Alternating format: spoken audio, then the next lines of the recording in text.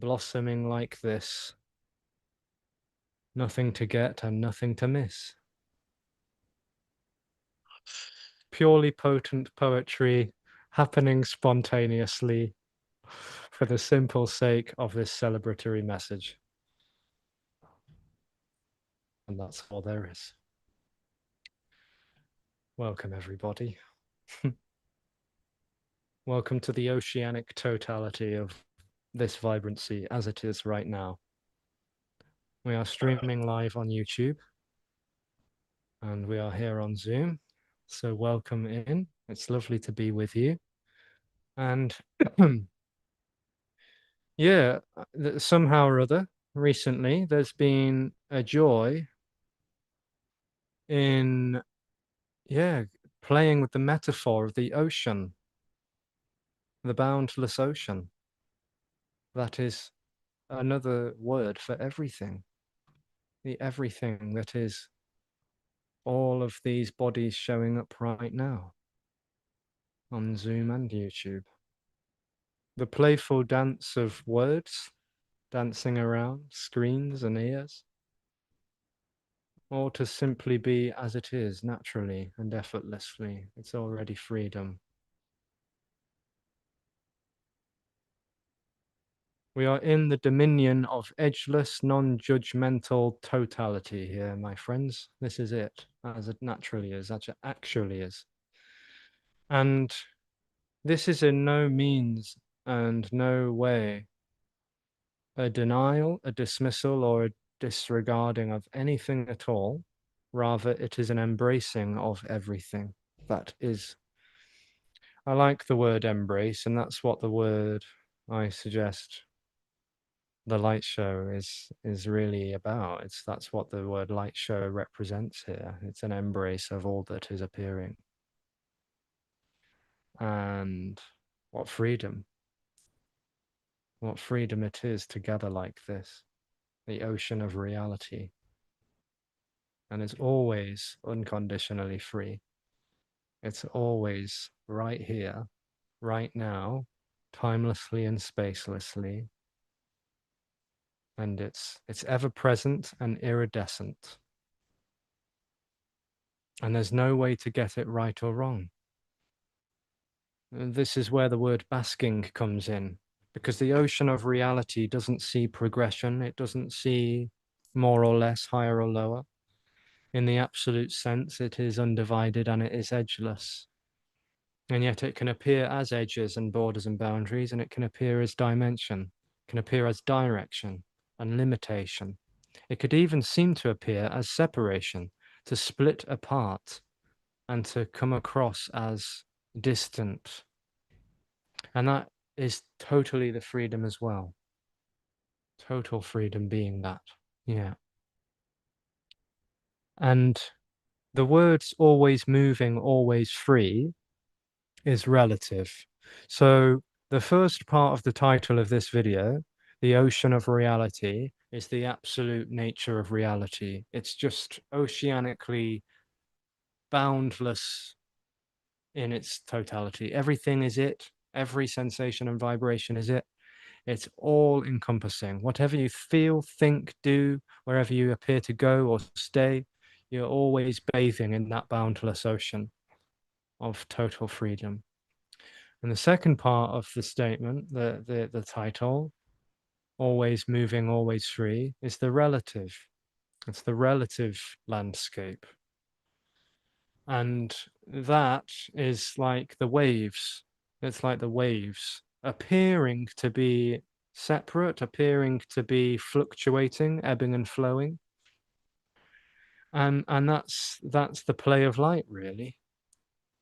So I'm not going to use too many metaphors. I'll just stick with the oceanic one for now. But the oceanic edgelessness is the absolute, and it could appear as relative. It could appear to be, yes, fluctuating and modifying and varying. Can appear as fast and slow, can appear as silence and sound, and any other imaginable polarity. And what we're here to talk about, and what we're here to well reveal, is that every sensation and vibration is as a wave on the boundless ocean of reality. Yeah. And so none of that is denied. On the contrary, all of it is embraced as it is. And so whatever feelings you have about this or anything else, whatever your views are or values are, whatever your beliefs might be in life in general, all of that is welcome here because all of those are just waves on the ocean. They're not they're not described or defined as something more or less than what they are, but they are simply the waves on the ocean. And in that respect, everything is equal. There's no waves that are closer to the ocean. There are no waves that are more solid than other waves. There are no waves that are really more or less true than any other waves. You can't compare them in this absolute totality. Yeah. So that's the indiscernible nature of reality, really. And so every feeling, thought, and belief is equally this, all appearing as an infinite sea of the void of vibrancy. And perhaps one last thing for this intro I'll say is now I am going to jump to another metaphor. I do apologize. But it's the boundless ocean of reality, and the symbol comes up yesterday and today of the yin and yang symbol. Yeah. So the ocean of reality is the Tao. It is the undivided natural reality of everything. That's not closer or further to anything because it is simply all that there is. And in its freedom, it could appear as relative, meaning yin and yang. But that isn't a separate reality. That's not something else somewhere else. It is the absolute appearing to be relative. The reason I point this out is because they are both the same. They are both the same reality. Relative and absolute are one. They are oneness, being that, being however it appears, however it looks like. So you can't give more truth or emphasis to one over the other. And I would strongly suggest that that is what the words non-duality are in a way attempting to point to by not pointing to anything at all. That there is only the relative absolute. There is only the absolute relative. It is all the same. It is all oneness, the play of light. And so yin and yang is the Tao, and the Tao is yin and yang. And so the absolute is the relative, and the relative is the absolute. And so to translate this to something more practical, which is relative, by the way, you could think about how, there is the appearance of storytelling. And in that storytelling, there's me, there's my life, there's going here, going there, there's conversing appearing to happen, there's decisions being made, there's the practicalities of paying the bills and receiving payment as well. There's hanging out with friends like this and all of that's the play of light. That's the relative. That's what it looks like in the relative landscape, that there are interactions happening and that there is involvement and engagement and activity and there is relationship and all of this, the fruitful void and the absolute. Again, the language is only really negational when it comes to talking around the absolute, because you can't describe what that is. But that would say that this is all nothing apparently happening. This is all no thing. There's no separate things actually taking place and interacting. And that's the same reality as the storytelling. It's the storytelling appearing and life appearing and talking appearing and all the rest of it. So whatever we make out of this, whatever conclusions we attempt to reach, it will always only ever be this, what's appearing to happen. And what freedom is that? And the basking in that, and the basking as that, is basically the absence of a need to go somewhere else, the absence of a need to assert the reality of my story, but the absence of the need to get rid of it either. Because there's nothing to get rid of here. There's nothing to confront or turn away from. There's nothing to validate and there's nothing to ignore. There's nothing to go through or process with in the absolute. Only in the relative does that appear to happen as well. That isn't denied or dismissed or disregarded. It's merely pointed out as a wave on the ocean. Simply the play. That's all. So come with your questions and your reflections and whatever you want. Come as you are and just share whatever you want to share in the chat box on the Zoom and the YouTube. I'll be flicking between the two and we'll just play with the language of this, which can't really elaborate on the absolute nature of reality. And yet we bask in and as that all the time, all the timeless time. The ocean is all that there is. It's everything.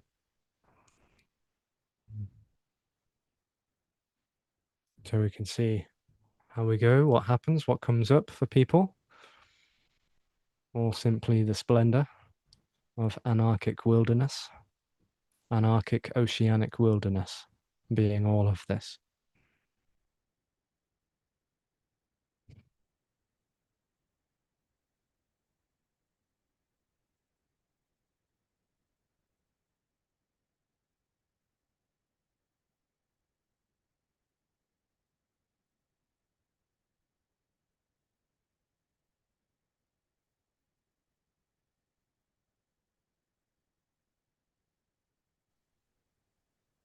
Hi, Lexi. Hello, It's storytelling, Jim. storytelling Jim. That's the nickname, is it? I've got so many stories, man, but the one about the ocean. I was in a mall a couple of years ago. I was in a mall, and in a way that I can't explain, I suddenly became aware of this shimmering, alive substance. I'm going to call it a substance because I don't know what else to call it. That was in and was everything: the glass, the plastic, the tiles, the people, the air. It was all this shimmering. I don't know what to call it. I think I was actually seeing the subatomic structure of Hmm. everything. Okay. It was absolutely astonishing. I thought, my God, I'm seeing the substrate that Raman Maharshi referred to a lot of times, the substrate. And it was alive and shimmering, colorful, silent. And it was not only in everything, but it was everything. Hmm. It's very difficult to describe that because I was still Jim looking at this or seeing it. The people, the plastic, the glass, it was astonishing. So I said to myself, I got to remember this somehow. What do I call it? So I decided to call it awareness or consciousness at the Hmm. time. Hmm. Now, after all these years, I would call it energy. But even that, Hmm. the name doesn't really gather it up because it was everything. And so I decided to test it by walking through the mall. Everywhere I went in that mall was the same exact thing. Everything in that mall was this stuff, this substance or this living, shimmering substance was everywhere. It was in everybody and everything. Hmm. And then I thought, Hmm. well, I'm going to really put it to the maximum test. So I went outside the mall because I wanted to see, is it out there in the real world? Outside the mall is exactly the same. The cars going by were this absolutely same shimmering substance. Everything, everything that I could see uh, within my range of vision was this stuff. And the thing I could see about it was the same identical stuff in everything. In other words, everything that I could see was made up of one thing.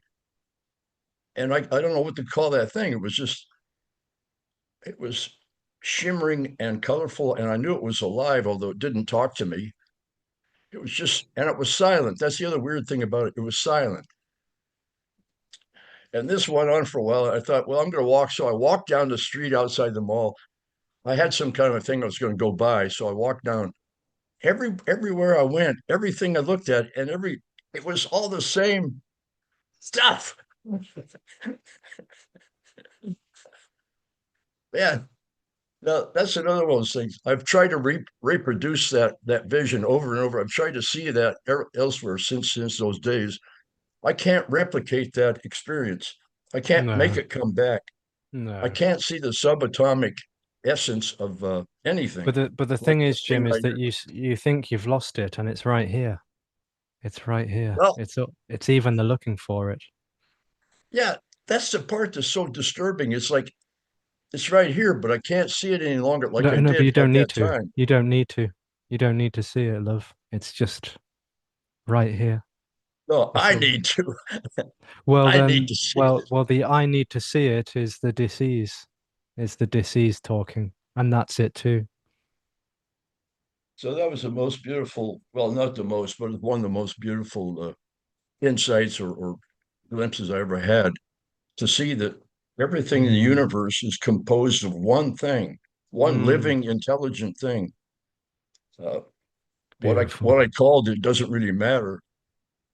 Uh, Yeah, it can't be named, can it? Mind, energy, spirit. I don't know. There's a million ways of describing that. It can't be named because it is precisely everything, isn't it? Even the word ocean is just a word. Simply a metaphor. We'll only ever find metaphors and poetry to play with, but we'll never really be able to name that, which is ultimately all that there is. And even the scrambling around, waiting for that to reappear, or chasing after it, is it too? That's another wave on the priceless ocean of all that there is. Yeah. Yeah, but as soon as we think we've lost it or it's gone again or it's missing, well, then we're in problem talk. We're in problem storyland that it's missing now. And that is the suffering, really. It's not that it's really gone, it's that we just think, feel, and believe it is. And because we had a shimmering, sparkly experience like that, if we could call it an experience, what we're susceptible to thinking, feeling, and believing is that when life now doesn't seem so sparkly or shimmery, we think and feel and believe that it's missing. And that's the disease. That's the dis-ease, the thinking, the feeling, and the believing that it has to be a certain way or that it might one day reappear. But but it's all that there is. It's everything. It's all around. It's the mundane as well as the transcendental. It's the dullness as well as the vibrancy. It's unpolarized because it's everything. Everything is that vibrancy. You can't avoid it. You can't get closer to it and you can't avoid it because every single movement is it too. If it really is that sort of divine totality, that unconditional freedom that we're speaking around, then it you can't limit it to a sensation in the body or a feeling of this. Wow. Like the awe. It's all the same. Yeah, it's all the same. And by the way, I remember you telling me that story the first time we met. Yeah. The first, you might not remember, but the first time you ever came to one of my Zooms about 2 years ago, I remember you telling me that story. Yeah. Oh, I'm Yeah. sorry. I hate when I repeat my stories. Oh, it's okay. I enjoyed it very much. Yeah. I mean, I could bore myself. Well, it was about 2 years ago, so I'm letting you off the hook. I'm just saying that I remember the yeah the sweetness of what was evoked through that story for you, and I just want to let you know that you never lost it. You know, you never lost it. It never escaped you or evaded you, and neither did you ever escape or evade it because it is simply all that there is. Yeah. No matter what it feels like, looks like, or seems like, unconditionally, all of this is it. Yeah, all of this is it.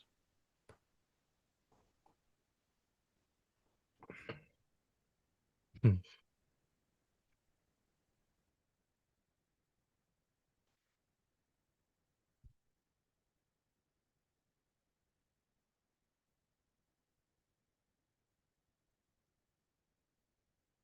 Hello, Step 39. Welcome, and welcome everybody else tuning in on YouTube now. Feel free to chat away in the chat box. Say where you're tuning in from, what you're up to today. Just to let some of you know, whoever might be tuning in from the UK, we do have some playful sessions happening in London this weekend, London Holloway. We've got a Yocini session each morning, which will probably have a sound bath on both days. at least one day we'll have a sound bath, which is very lovely, and lots of time to hang out and do this in person, which is really lovely. So you can find all the info out on the website, which I'll post now, and it's sure to be a really lovely event. They always are in my dearest friend's beautiful home.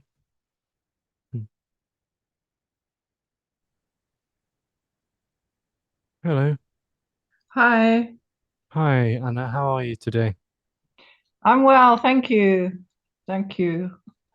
Um, I wanted to come on today because I wanted to check if I've got a problem with my computer like last Oh, time with the echoing, but today it works, so I'm very uh, happy. Um, uh, I like your new title, The Light Show.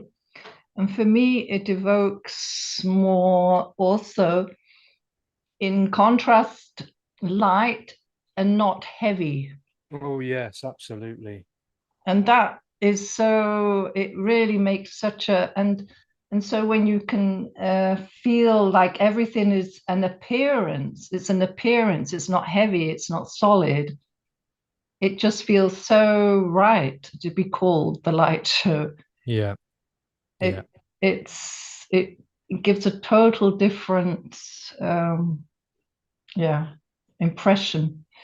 And Mm. actually, talking about impression, my when I was doing art at college, my favorite at that time was the expressionist time. You know, when the expressionists came, when they were like Monet. You know, looking at how light uh, shine, the way that light uh, was was expressed in things and in nature. So Mm. expressionism was my favorite at that time. I looked Mm. into it, and how the colors and the blending and the lights were held. Uh, Mm. Mm. so I just feel it's very appropriate that you call your thing the light show. Thank you. Well, that's exactly what we were going for. Yeah, it's the light because it's all encompassing, and it's lightness. Yes, it's the. Of course, that's a storyline, but who the hell cares about that? It's there's a lightness to what's appearing. Yeah, and in contrast to a reoccurring no or a reoccurring negation. Yeah, this is about what it is, not what it's not. Yeah. And what it is everything. So then we can't even say that it's not this or that, like because it's all that there is. It's there's nothing that it's not. Yeah. So it's all encompassing. Yeah. Yeah.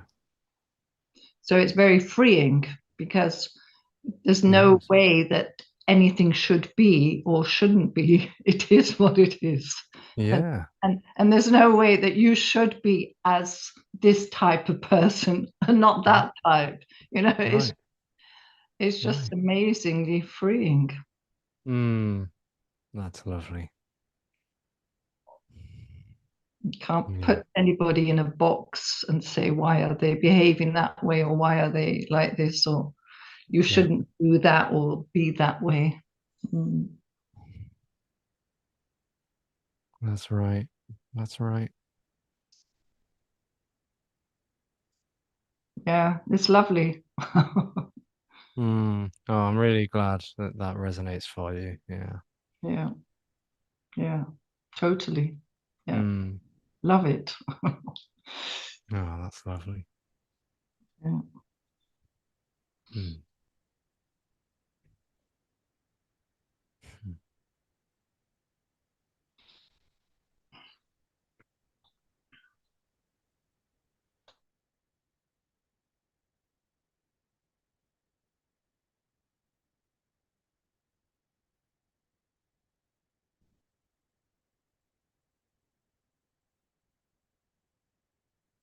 Bill says on YouTube, lots of chaos here. The last time feels tense and anger and resistance comes up. helplessness in a way, but it's everything, and humility or something comes up. And when the illusion of I is here, it just is. Yeah. Yeah. Yeah, it's all the same. They're all the waves. This is the all-encompassing nature of how it is here. There's no resistance, there's no craving for something else. And even if there is, that's it too. That's it too. Like it doesn't matter how contracted or expansive it feels, how easygoing or how difficult and challenging. And if there are feelings in the body that get called me or whatever else, it's all the same. It's all the same. This is an open embrace. Everything is equal here. Every body is equal here. You can't measure up the absolute. You can't measure up no separation or no duality. Yeah. So the idea that there could be more of a me or less of a me. This is tiresome and tedious to talk about now, and I just don't resonate with talking in that way anymore. I'll be honest with you. There's no such thing. It's useless even talking about it because it's not even there anyway. We're all equal here. I mean, I really mean that. Like everybody is equal here. Yes, there are sensations in the body. Yes, there are thoughts. Yes, there are feelings. Yes, there are beliefs, and maybe there's some fluctuations energetically showing up on the scene as well. But in the end, it's all the same. It's all the same. You can't measure the absolute. All measurement takes place in a relative landscape, which is only living in duality. So it's all equal. Everything is. Yeah. And so all of that which you may be feeling and have been feeling is the innocent dance of wild oceanic freedom too. Yeah.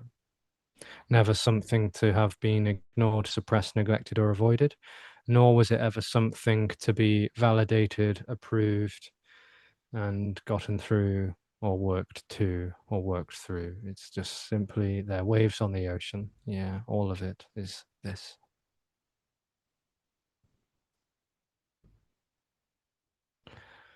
Michael, welcome. Hi, Alexis. What do you think about conscious out of body experiences? They again, I don't want to sound like a broken record here, but it's all just the flow. It's all the flow of frequency, the freely fluid flowing frequency of this reality. Yeah. Sometimes it seems like there's out of body, and sometimes it seems like there's in or embodied, and it's all the same in the end. Yeah. They don't get closer to or further from reality when there is only reality, the natural reality. Yeah. So although they may seem to point to something else, they may seem very expansive, and that's beautiful. It's embraced like this, as is the pain, but it's not really validated as something more real or less real than anything else. So they're lovely experiences, as is meditation and walking through the park and just feeling your feet on the ground. It's all the beauty, the wondrous nature of this. Yeah.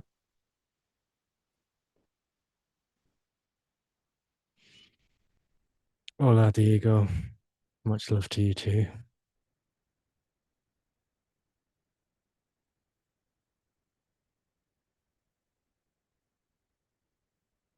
Diego says, it's incredible that nothing can be done or nothing can't be done to prevent this from becoming nothingness.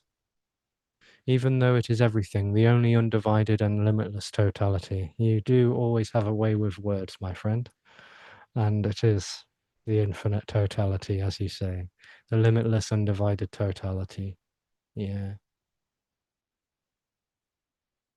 In the end, and in the beginning, and all timeless time and day long, these words are simply like music in a way, and everybody's words are. It's all the symphony, the symphonic sea, simply being these words and those words and everybody's words. Yeah. Never really pointing to the absolute, only ever being the absolute. And that's the love of it. all embraced in equal measure.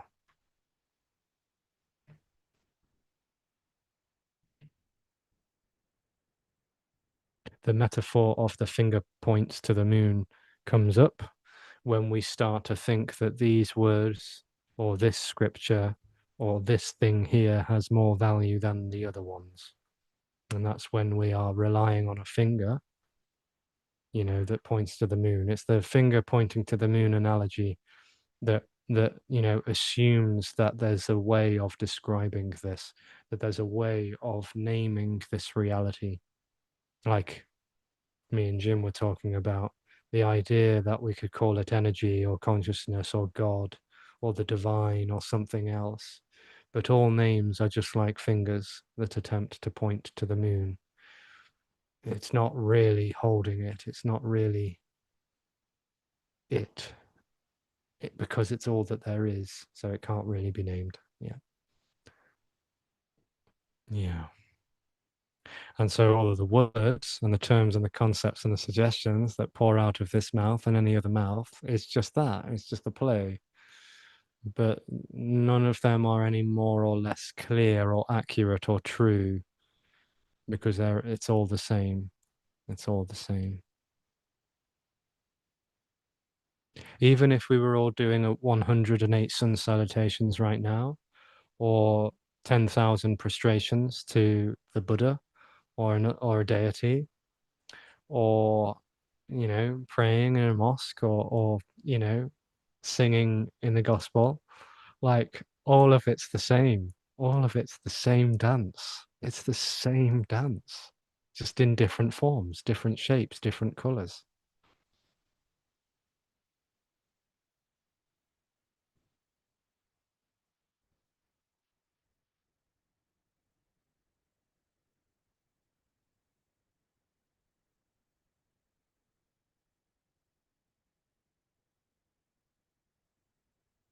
Step 39 says, in this kind of primordial present moment, because we're not separate in any way, because we are part of a great reality that is all inclusive. It's like love. To find it is like dissolving in an ultimate belonging.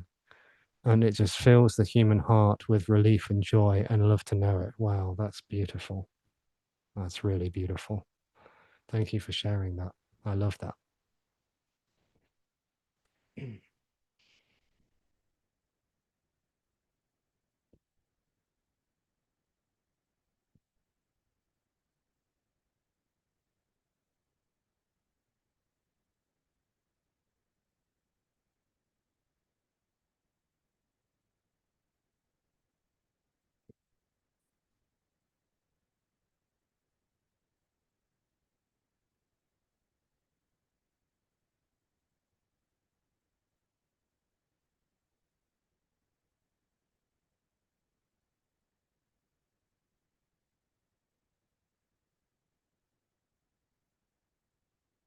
A holy ocean of motion, being all that there is.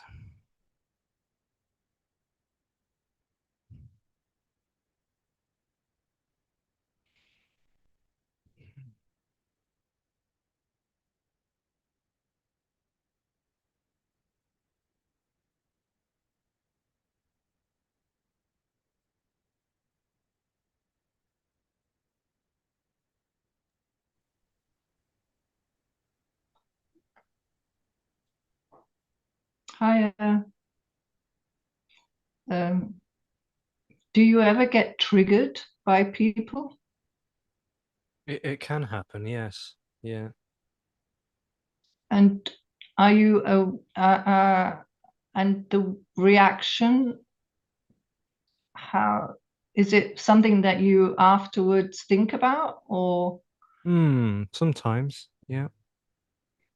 okay, and but there's no judgment. That's a good question. It's very clear that there's no one, like there's no self, there's no separate self in this body, so there's no seeing of separate selves in other bodies. That's just unconditional. And yet there is human interaction obviously appearing and playing out very naturally. And so, yeah, sometimes anger can appear, and sometimes upsetness and grief can appear, and different things. Um, I don't seem to hold on to it for very long.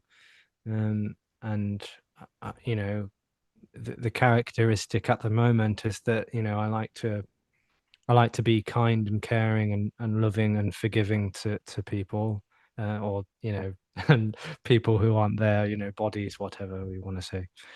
And yeah, but sometimes there's like there can be feelings in the body that could be very intense or strong. Yeah, but I don't tend to walk around with it, you know, all day every day. I don't tend to carry things like that. But some things can stick around for a little while, like trauma, as you know, triggered, being traumatized or trauma coming up, which I would suggest that's what being triggered actually is. I think the word triggered gets thrown around a lot nowadays. It's sort of a buzzword, but I think I would suggest what triggered actually means is when a traumatic response has erupted in the body as a result of being in a particular situation. And we say we're triggered all the time, but we're not. We're just reactive. That's all. It's different. But when we're triggered, it's because something really hit the core of us that we didn't realize it was there. That's how I would define the word triggered, and I'm sure everybody else probably has their own interpretations. But I think triggered is a lot more intense than simply being reactive. Yeah, anybody can be reactive. We're human, but being triggered is when we've been in a particular situation and something has really hit a nerve on a deep psychosomatic level that usually due to some kind of trauma in the body. Yeah. Yeah. And that of course, you know, this can appear. Doesn't seem to appear for me very often, but it can appear. Yeah.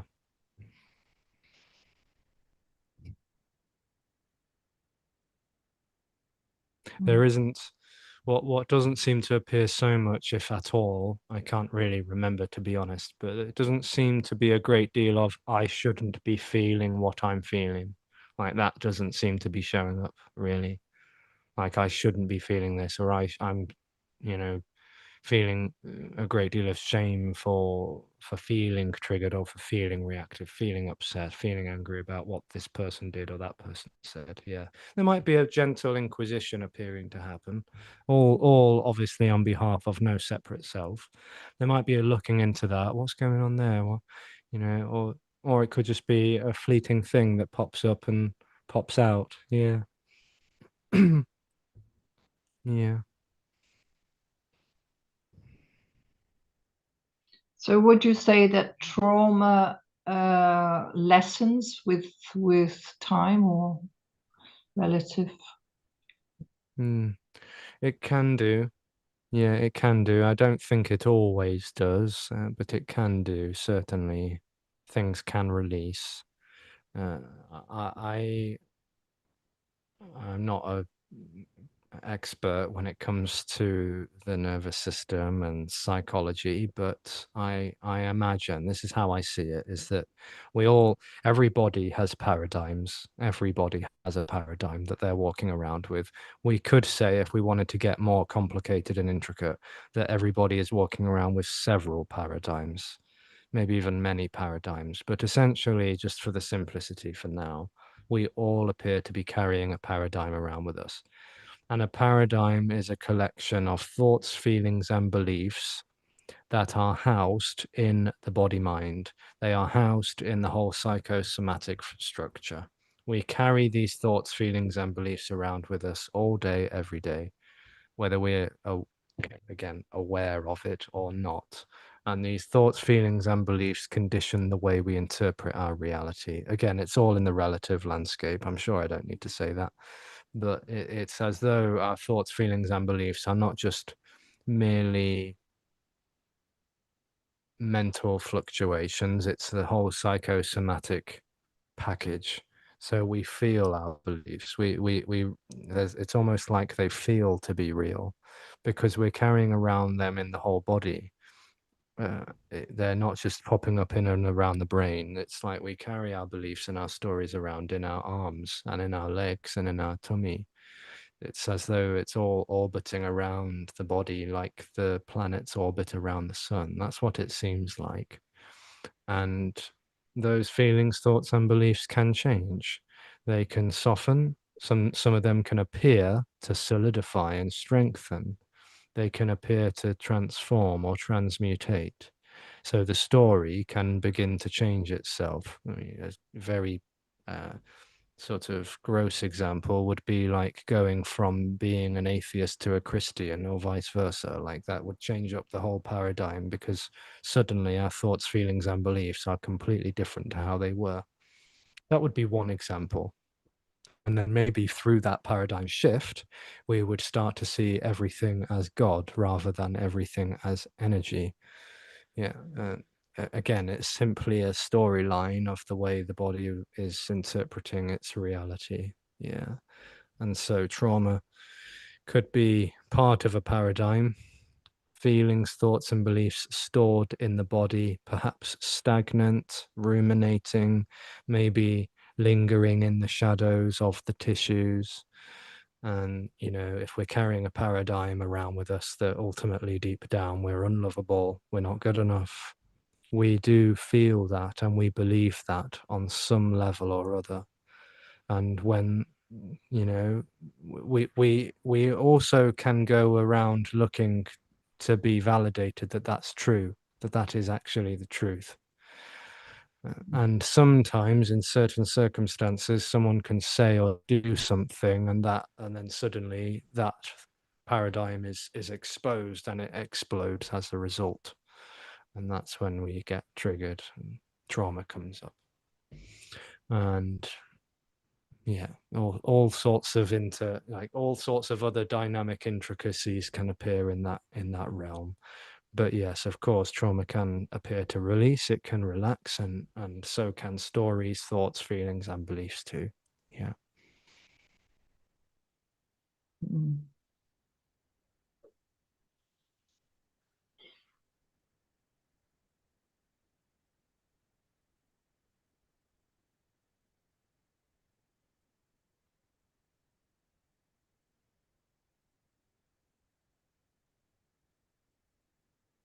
So whether we're conscious of them or not, they are there. It seems so. It seems so, and we're obviously talking, again, I'm just saying it for anyone who didn't hear it the first time or anyone who's tuned in. We're talking on that relative plane of things happening, interactions and whatnot. And yeah, the body is carrying around, it seems to be carrying around thoughts and feelings and beliefs on what we might say a conscious level, but also a subconscious level. Yeah. Because that is like it's continuously permeating out of every single movement that the body makes, the way the body moves and the way it holds itself, the way it expresses itself, every single facial expression, the tone of voice too, and all of the words, it's all a form of communication, and the paradigm is conditioning that.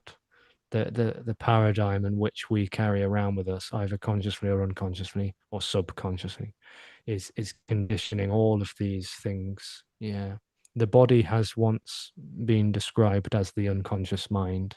It is the unconscious mind manifest in in the so-called physical plane.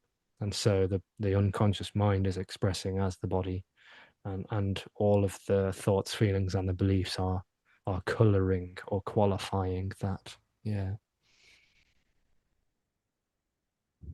Mm.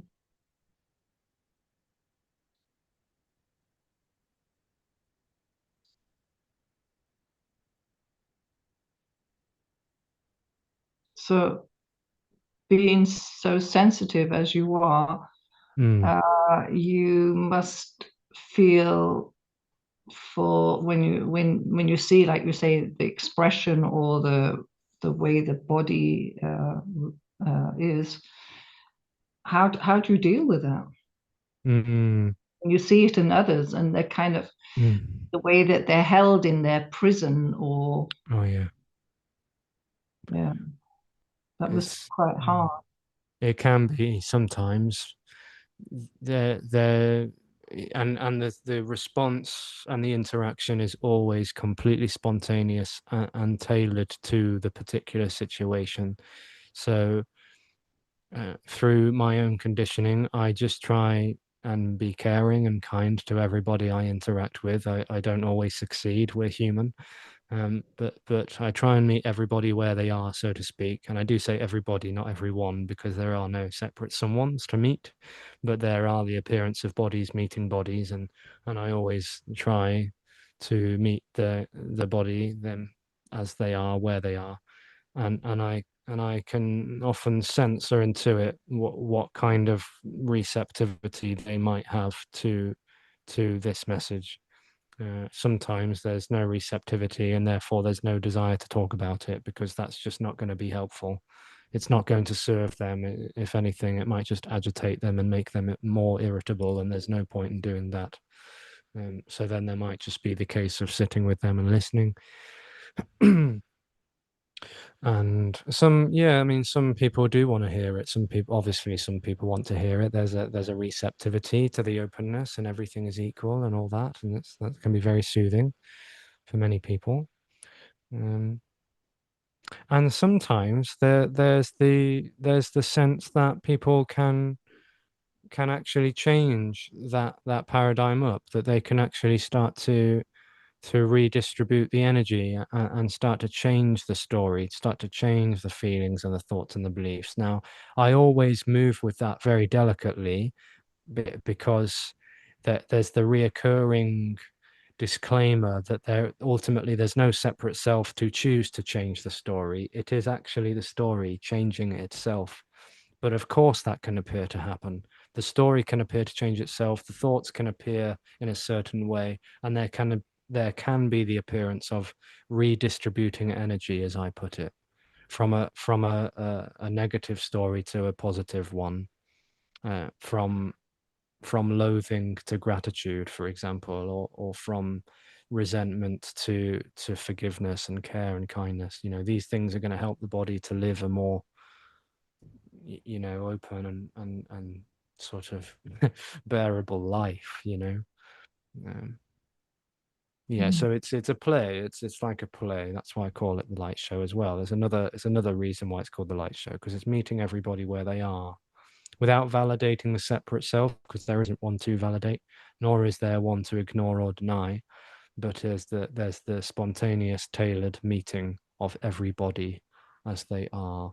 And some bodies might want a little bit of assistance with the redistribution of the storyline and whatever else there it's whatever else is happening, and other bodies just want to bathe, and that's different. It's apparently different. Yeah, yeah.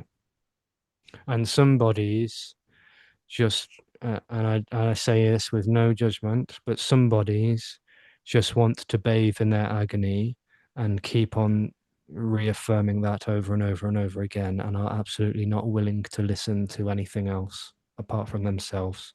And that's one of the most difficult situations to be around, because they're not willing to listen to anything else or anybody else. They just want to reaffirm, and I'm sure many of us know this kind of energy. And they're just continuously living that victim mentality, or that blame mentality or judgment energy. And there's no ability for that story to relax itself or to change itself. And that's when it's sadly a bit of a shame to kind of move away, because even listening to them is not helping you know um, Mm. and it can change, and sometimes it doesn't. Yeah, so it's all the dance. It's all the dance. Yeah, great. Yeah. Yeah.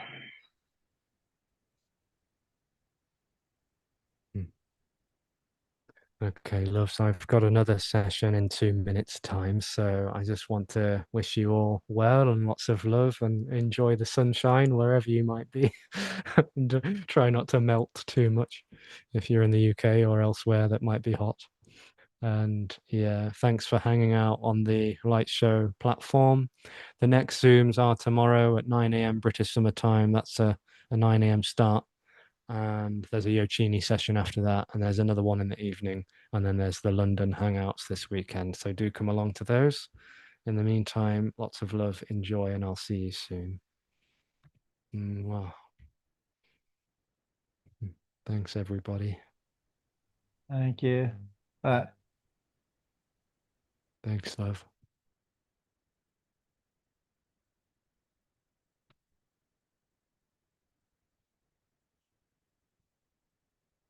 Bye, Jim.